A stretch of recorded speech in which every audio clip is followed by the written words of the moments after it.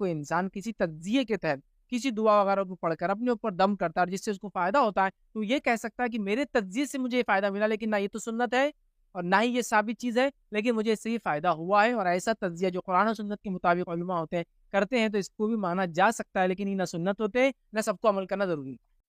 جیسا سورہ فاتحہ یہ رقیہ ہے، یہ شفا ہے یاد رکھے بیماری سے۔ اور یہ واقعہ ایک صحابی کا بھی آتا ہے کہ انہوں نے ایک انسان کا جو کسی قبیلے کے سردار تھے، ان کو بچھو نے کاٹا تو انہوں نے کیا کیا، یہ علاج کیا تھا، کٹ لگائے اور سورہ فاتحہ پڑھی۔ تو آپ سے پوچھا تمہیں کیسا معلوم سورہ فاتحہ رقیہ ہے؟ لیکن آپ کو یہ کہے کہ کسی کو بچھو نے کاٹا اور اس کو علاج کے طور پہ وہ سورہ فاتحہ پڑھی گئی، اور وہ کہے اور میں سورہ فاتحہ کو 3 بار پڑھتا ہوں، تو میں نے کو لگا پیشنٹ کو فائدہ ہو رہا ہے، میں سورہ فاتحہ کو 5 بار پڑھ رہا ہوں تو ایسا لگ رہا ہے پیشنٹ کو زیادہ فائدہ ہو رہا ہے، میں سورہ فاتحہ کو 7 بار پڑھ رہا ہوں یہ لگ رہا ہے، تو یہ اس کا اپنا ذاتی تجزیہ ہے، نہ یہ سنت ہے،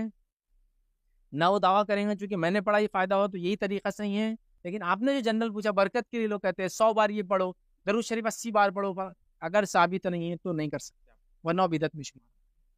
سمجھ رہے آپ؟ لیکن علاج معالجہ کے اندر اس طرح سے اگر کچھ ذکر ہو جس کو ایک علاج کرنے والا جو قرآن حدیث کا ماننے والا تجزیہ کرے، اور تجزیہ کرنے کے بعد وہ یہ نہ سمجھے ایسا کرے تو ہی فائدہ ہوتا، بلکہ ایسا کرنے سے دیکھا گیا فائدہ ہو رہا ہے، لیکن باقی جگہ جہاں ذکر و اذکار کر کے جہاں بتائے گئے اس کو چھوڑ کر، جیسا کہ درود صبح 10 وقت اور شام میں 10 وقت پڑھنے کی فضیلت آتی ہے، آپ 10 سے زیادہ پڑھو تو الگ بات ہے، لیکن آپ یہ نہیں بول سکتے 20 بار پڑھنے کا اتنا ہے، 30 بار پڑھنے کا اتنا ہے، 40 بار پڑھنے کا اتنا ہے، چونکہ یہ سب ثابت نہیں یاد رکھے۔ تو اس چیز کا آپ کو دھیان رکھنا ہوگا کہ جو ثابت شدہ ہے وہی کیجیے آپ، ثابت ہو الفاظ بھی اور ثابت ہو اس کی تعداد بھی، اور اگر تعداد ثابت نہیں ہے تو پھر آپ جتنے بار پڑھنا چاہیں آپ پڑھ سکتے ہیں، اس میں کوئی حرج نہیں۔